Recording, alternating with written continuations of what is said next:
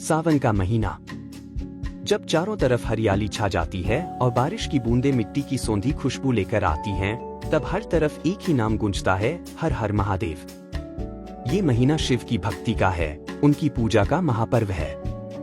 करोड़ों भक्त कांवड़ में गंगा जल भरकर शिव के धाम की ओर चल पड़ते हैं। पर कभी सोचा है कि इस महीने का महादेव से इतना गहरा कनेक्शन क्यों है?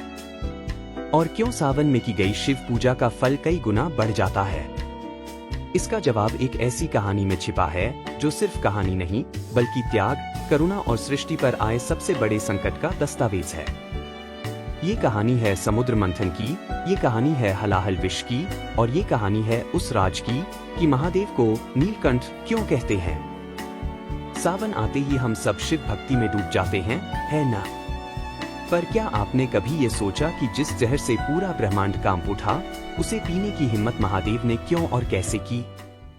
ये कोई मामूली पौराणिक कथा नहीं है, बल्कि ये उस सबसे बड़े रहस्य से पर्दा उठाती है जो बताता है कि शिव क्यों देवों के देव महादेव है। इस वीडियो के अंत तक आप न सिर्फ इस रहस्य को जान जाएंगे, बल्कि ये भी समझ जाएंगे कि सावन में शिवलिंग पर चढ़ाए जाने वाले जल की एक एक बूंद का असली मतलब क्या है।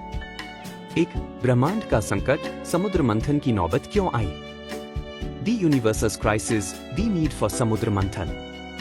कहानी शुरू होती है उस समय से जब तीनों लोकों में देवताओं का राज था और शांति थी। देवराज इंद्र अपनी पूरी शान और शौकत के साथ ऐरावत हाथी पर बैठकर स्वर्ग में घूम रहे थे। असुरों पर मिली जीत के बाद वो आत्मविश्वास से भरे थे, शायद कुछ ज्यादा ही। तभी उनके रास्ते से महर्षि दुर्वासा गुजरे, जो अपने तप के साथ साथ अपने भयंकर गुस्से के लिए भी जाने जाते थे। महर्षि ने बड़े प्यार से भगवान विष्णु के प्रसाद की एक दिव्य माला इंद्र को दी। उस माला से अद्भुत खुशबू और तेज निकल रहा था। लेकिन इंद्र, जो उस वक्त अपनी सत्ता के नशे में चूर थे, उस माला की अहमियत नहीं समझे। उन्होंने वो माला अपने हाथी ऐरावत की सूंड पर डाल दी। हाथी ने उसे सूंड से उतारकर जमीन पर फेंका और अपने पैरों तले कुचल दिया। ये देखकर महर्षि दुर्वासा का गुस्सा 7वें आसमान पर पहुंच गया। ये सिर्फ एक माला का नहीं, बल्कि श्रीहरि के प्रसाद और एक संत के स्नेह का अपमान था। गुस्से में भरकर महर्षि ने इंद्र को श्राप दिया, इंद्र, जिस धन दौलत और श्री पर तुम्हें इतना घमंड है, तुम उसी से हीन हो जाओगे। आज से तीनों लोग श्रीहीन हो जाएंगे और तुम्हारी सारी शक्ति खत्म हो जाएगी। महर्षि का श्राप सच साबित हुआ। देखते ही देखते स्वर्ग की चमक फीकी पड़ गई, देवता बलहीन और तेजहीन हो गए। दूसरी तरफ उनके दुश्मन असुरों के राजा बलि के नेतृत्व में दैत्यों की ताकत बढ़ने लगी। उन्होंने सही मौका देखकर स्वर्ग पर हमला कर दिया और देवताओं को हराकर स्वर्ग पर कब्जा कर लिया। जो देवता कल तक अजेय थे, वे अब दर दर भटकने को मजबूर थे। इस भयानक संकट से घबराकर सभी देवता भागकर प्रजापति ब्रह्मा के पास पहुंचे। ब्रह्मा जी भी उनकी हालत देखकर चिंतित हो गए और सबको लेकर भगवान विष्णु की शरण में गए। देवताओं की पुकार सुनकर भगवान विष्णु प्रकट हुए और इस संकट से निकलने का एक ही रास्ता बताया, समुद्र मंथन। विष्णु ने कहा, देवताओं, अभी तुम शक्तिहीन हो और असुर ताकतवर। अगर तुम्हें अपना खोया हुआ तेज और अमरत्व वापस चाहिए, तो क्षीर सागर को मथकर अमृत निकालना होगा। ये सुनकर देवताओं में उम्मीद तो जागी, पर वे बोले, प्रभु, हम तो बलहीन हैं। इतना बड़ा सागर अकेले कैसे मथेंगे? तब भगवान विष्णु ने एक कूटनीति सुझाई। उन्होंने कहा, इस काम के लिए तुम्हें अपने दुश्मनों यानी असुरों की मदद लेनी होगी। उन्हें अमृत का लालच देकर इस महायज्ञ में शामिल करो। याद रखो, जब लक्ष्य बड़ा हो तो दुश्मन से भी हाथ मिलाना पड़ता है। ये एक बड़ा जोखिम था, पर कोई और रास्ता भी तो नहीं था। इंद्र राजा बलि के पास गए और समुद्र मंथन का प्रस्ताव रखा। अमृत के लालच में असुर इस शर्त पर मान गए कि अमृत में उनका भी बराबर का हिस्सा होगा। और बस यहीं से ब्रह्मांड के सबसे बड़े आयोजन, समुद्र मंथन की तैयारी शुरू हुई। 2 महामंथन का आरंभ, उम्मीद और खतरा, the great churning begins, hope and apprehension. अब तैयारियां शुरू हुई उस महाअभियान की जिस पर सृष्टि का भविष्य टिका था। मंथन के लिए मथानी बनाने के लिए विशाल मंदराचल पर्वत को चुना गया। रस्सी के लिए नागों के राजा वासुकी नाग से प्रार्थना की गई, जो शिव के परम भक्त थे। वासुकी इस शर्त पर रस्सी बनने को तैयार हो गए कि अमृत में से उन्हें भी हिस्सा मिलेगा। लेकिन जैसे ही मंथन शुरू करने की कोशिश हुई, विशाल मंदराचल पर्वत अपने ही भार से समुद्र में डूबने लगा। सृष्टि का आधार ही हिल गया।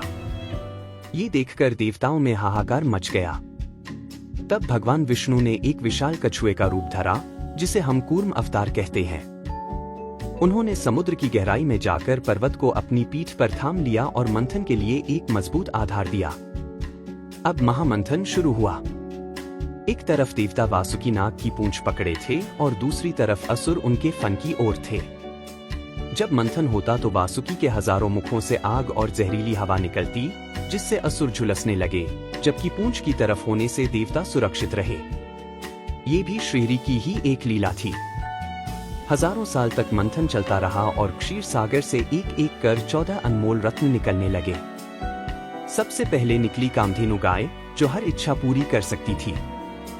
फिर निकला 7 मुख वाला सफेद घोड़ा उच्चैश्रवा, जिसे असुरों के राजा बलि ने रख लिया। फिर आया ऐरावत हाथी, जिसे इंद्र ने अपना वाहन बनाया। इसके बाद निकली कौस्तुभ मणि, जिसे भगवान विष्णु ने अपने सीने पर धारण किया। धीरे धीरे अप्सराएं, वारुणी, मदिरा की देवी और पारिजात वृक्ष जैसे दिव्य रत्न निकले। और अंत में हाथ में धन का कलश लिए स्वयं देवी लक्ष्मी प्रकट हुई। उनके आते ही चारों ओर रोशनी फैल गई। देवी लक्ष्मी ने भगवान विष्णु को अपने पति के रूप में चुना और उनकी अर्धांगिनी बन गई। इन रत्नों को देखकर देवताओं और असुरों का जोश बढ़ गया।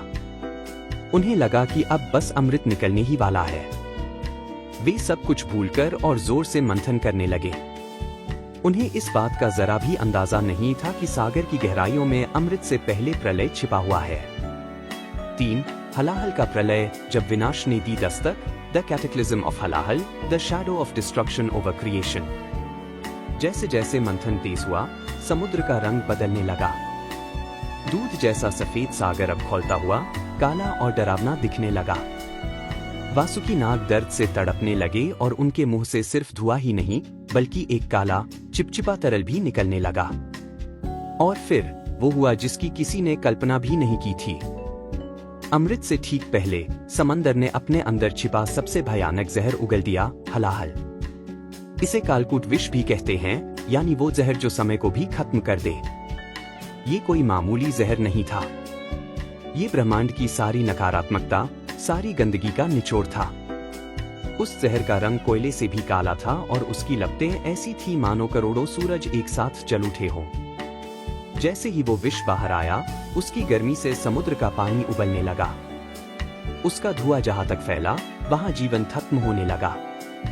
पेड़ पौधे, जीव जंतु सब जलकर राख होने लगे। आसमान काला पड़ गया और सूरज की रोशनी भी उस अंधेरे को भेद नहीं पा रही थी। ये प्रलय का मंजर था। देवता और असुर, जो पल भर पहले अमृत के सपने देख रहे थे, अब जान बचाने के लिए भाग रहे थे। मंथन रुक चुका था। जिस अमृत के लिए ये सब हो रहा था, उसी प्रक्रिया ने अब पूरी सृष्टि को विनाश के मुहाने पर ला खड़ा किया था। सब भागकर पहले ब्रह्मा जी के पास गए, लेकिन उन्होंने हाथ खड़े कर दिए। फिर वे सृष्टि के पालनहार भगवान विष्णु की शरण में गए। विष्णु ने उस विष को देखकर कहा, यह प्रलय मेरी ही माया का एक हिस्सा है, लेकिन इस विष को धारण करने की शक्ति मुझ में भी नहीं है। इस विनाश को रोकने की क्षमता केवल एक ही शक्ति में है, देवों के देव महादेव। ये विष इतना खतरनाक था कि अगर इसकी एक बूंद भी धरती पर गिर जाती तो पूरी दुनिया पल भर में भस्म हो जाती। इसका समाधान न सृष्टिकर्ता ब्रह्मा के पास था, न पालक विष्णु के पास। इसे केवल वही संभाल सकता था जो जन्म और मृत्यु, सृष्टि और संहार दोनों से परे हो, जो काल से भी परे महाकाल हो। अब सबकी नजरें एक ही दिशा में थीं, कैलाश पर्वत। सिर्फ वही थे जो इस ब्रह्मांडीय तबाही को रोक सकते थे। 4. महादेव का आगमन, ब्रह्मांड के रक्षक, the arrival of Mahadev, the saviour of the universe. चारों तरफ मौत का सन्नाटा पसरा था और चीख पुकार मची थी। देवता, ऋषि और बाकी सभी प्राणी अपनी आखिरी उम्मीद लेकर कैलाश की ओर भागे। कैलाश, जहां हमेशा शांति रहती है, आज डरे हुए प्राणियों की पुकार से गूंज रहा था। वहां अपने आसन पर भगवान शिव गहरी समाधि में लीन थे। उनके चेहरे पर परम शांति थी, मानो बाहर मचे कोहराम का उन पर कोई असर ही न हो। देवताओं ने कांपते हुए स्वरों में महादेव की स्तुति की। वे जीवन की भीख मांग रहे थे। हे महादेव, हे शंभो, रक्षा करो, ये सृष्टि खत्म हो रही है, हलाहल विष सब कुछ निगल रहा है। प्रभु, आप ही हमारी आखिरी उम्मीद है, हमें बचाइए। उनकी करुण पुकार सुनकर महादेव ने धीरे से अपनी आंखें खोली। उनकी आंखों में गुस्सा नहीं, बल्कि असीम करुणा थी। उन्होंने एक नजर में ही पूरे ब्रह्मांड की पीड़ा को देख लिया। उनके होठों पर एक हल्की सी मुस्कान आई। वो जानते थे कि अमृत की चाह रखने वालों को विष का सामना तो करना ही पड़ता है। उसी पल उनके पास बैठी माता पार्वती समझ गईं कि उनके स्वामी क्या करने वाले हैं। एक पत्नी के तौर पर उनका दिल कांप उठा, लेकिन जगत जननी के रूप में वो जानती थी कि सृष्टि का कल्याण सबसे ऊपर है।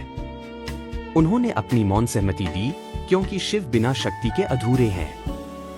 भगवान शिव अपनी समाधि से उठे और उस जगह पहुंचे जहां हलाहल विष तबाही मचा रहा था। उनके वहां पहुंचते ही जैसे खौफ का माहौल थमसा गया। महादेव ने उस उफनते, आग उगलते विष को देखा और बिना एक पल सोचे अपनी योग शक्ति से उस पूरे विष को अपनी हथेली में समेट लिया। जो जहर पूरे ब्रह्मांड को निगल सकता था, वो अब महादेव की अंजुली में एक नीले तरल की तरह समा गया था। ये देखकर सब हैरान रह गए। और तब महादेव ने वो किया जिसने उन्हें हमेशा के लिए महादेव बना दिया। उन्होंने उस कालकूट विष को उठाया और पीने के लिए अपने होठों से लगा लिया। पूरे ब्रह्मांड ने अपनी सांसें रोक ली। ये करुणा की सबसे बड़ी मिसाल थी। 5. नीलकंठ का रहस्य, जहर से अमृत तक का सफर। The mystery of Neelkanth, the journey from poison to nectar. जैसे ही भगवान शिव ने उस जहर को अपने मुंह में लिया, एक चमत्कार हुआ। वो विष इतना शक्तिशाली था कि अगर उनके शरीर में उतर जाता तो खुद महादेव के शरीर को भी नुकसान पहुंचा सकता था। और अगर महादेव को कुछ होता तो ब्रह्मांड ही खत्म हो जाता। ये देखते ही आदिशक्ति स्वरूपा माता पार्वती तुरंत आगे बढ़ी। उन्होंने अपना हाथ महादेव के गले पर रख दिया और अपनी योग शक्ति से उस विष को उनके गले में ही रोक दिया। ये शिव के त्याग और शक्ति की सतर्कता का मिलन था। वो जहर न तो शरीर के नीचे उतर पाया, न मुंह से बाहर आ सका। वो हमेशा के लिए महादेव के कंठ में ही ठहर गया। उस महाविनाशक विष के असर से भगवान शिव का गला बाहर से गहरे नीले रंग का हो गया, जैसे कोई नीलमणि जड़ती हो। और उसी पल से महादेव का एक और नाम पड़ा, नीलकंठ, यानी जिसका कंठ नीला हो। ये नाम सिर्फ एक पहचान नहीं, बल्कि एक गहरा आध्यात्मिक संदेश है। नीलकंठ होने का मतलब है कि आप दुनिया की सारी बुराई, सारा जहर अपने अंदर लेते तो हैं, पर उसे अपने मन और कर्मों पर हावी नहीं होने देते। आप उसे अपने गले में ही रोक लेते हैं, उसे बदल देते हैं। शिव ने विष पिया, पर वे विषैले नहीं हुए। उन्होंने उसे एक आभूषण की तरह धारण कर लिया। लेकिन कहानी यहाँ खत्म नहीं हुई। भले ही विष गले में रुक गया था, पर उसकी गर्मी और जलन भयानक थी। हलाहल की आग से महादेव का शरीर तपने लगा और वो असहनीय पीड़ा में चले गए। उन्हें शांत करने के लिए सभी देवताओं ने उन पर ठंडे जल की धारा डालनी शुरू कर दी। पवित्र नदियों का जल लाकर उन पर चढ़ाया। चंद्रमा को उनके माथे पर स्थापित किया गया ताकि ठंडक मिले। उन्हें बेलपत्र चढ़ाए गए, क्योंकि बेलपत्र की तासीर भी ठंडी होती है। यह सब उस महान रक्षक के प्रति कृतज्ञता जताने का एक तरीका था। 6. सावन से क्या है connection? The connection to Sawan, why is this month so sacred? अब आते हैं सीधे अपने सवाल पर, इस पूरी घटना का सावन के महीने से क्या लेना देना है? कई पौराणिक मान्यताएं और लोक परंपराएं इस घटना को सावन के पवित्र महीने से जोड़कर देखती हैं। ऐसा माना जाता है कि जब शिव ने विष पिया और उनका शरीर तपने लगा, तो देवताओं ने उन पर जल चढ़ाकर उन्हें जो ठंडक पहुंचाई थी, उसी परंपरा को आज भी भक्त निभाते हैं। सावन में होने वाली कावड़ यात्रा, जिसमें भक्त गंगा का पवित्र जल लेकर मीलों पैदल चलकर शिवलिंग का जलाभिषेक करते हैं, वो असल में उसी घटना का एक प्रतीकात्मक रूप है। ये सिर्फ एक रस्म नहीं, बल्कि शिव के प्रति हमारा धन्यवाद है। हम यह कहते हैं, हे प्रभु, सृष्टि को बचाने के लिए आपने जो जहर पिया और दर्द सहा, हम उस जलन को शांत करने की एक छोटी सी कोशिश कर रहे हैं। यह महीना हमें शिव के उस महान बलिदान की याद दिलाता है। सावन की रिमझिम बारिश को भी इसी का प्रतीक माना जाता है, जैसे खुद प्रकृति महादेव के तपे हुए शरीर पर ठंडक बरसा रही हो। यही वजह है कि ये महीना शिव को इतना प्रिय है और इस महीने में किया गया जलाभिषेक सबसे ज्यादा फलदायी माना जाता है। समुद्र मंथन की ये कहानी सिर्फ देवताओं और असुरों की नहीं है, ये हमारे अपने जीवन का प्रतीक है। हमारा मन भी उस क्षीर सागर की तरह है जिसमें अच्छे बुरे दोनों तरह के विचार हैं। जब हम जीवन में मेहनत करते हैं तो हमें भी कई रत्न, सफलता, सम्मान मिलते हैं, लेकिन उसी मेहनत से कभी कभी हलाहल विष, निराशा, गुस्सा, संकट भी निकलता है। ज्यादातर लोग इस जहर से घबराकर पीछे हट जाते हैं, लेकिन महादेव हमें सिखाते हैं कि इस विष से भागो मत, इसे स्वीकार करो और अपने गले में धारण कर लो। अपनी नकारात्मकता को खुद पर हावी मत होने दो, बल्कि उसे समझकर बदल दो। भगवान शिव महादेव इसलिए नहीं है कि उनके पास त्रिशूल है या वो कैलाश पर रहते हैं। वे महादेव इसलिए हैं क्योंकि उनमें ब्रह्मांड का सारा जहर पीकर भी शांत और करुणा में बने रहने की शक्ति है। उनका नीलकंठ होना उनके त्याग और करुणा का सबसे बड़ा सबूत है। तो अगली बार जब आप सावन में शिवलिंग पर जल चढ़ाएं, तो सिर्फ एक परंपरा की तरह मत कीजिएगा। उस पल महादेव के उस महान त्याग को याद कीजिएगा और दिल से उनका धन्यवाद कीजिएगा कि हम एक ऐसी दुनिया में रहते हैं जिसकी रक्षा के लिए खुद महादेव ने विष पी लिया था। ऐसी ही और भी दिव्य कथाओं के लिए हमारे साथ जुड़े रहें। ओम नमः शिवाय। हर हर महादेव।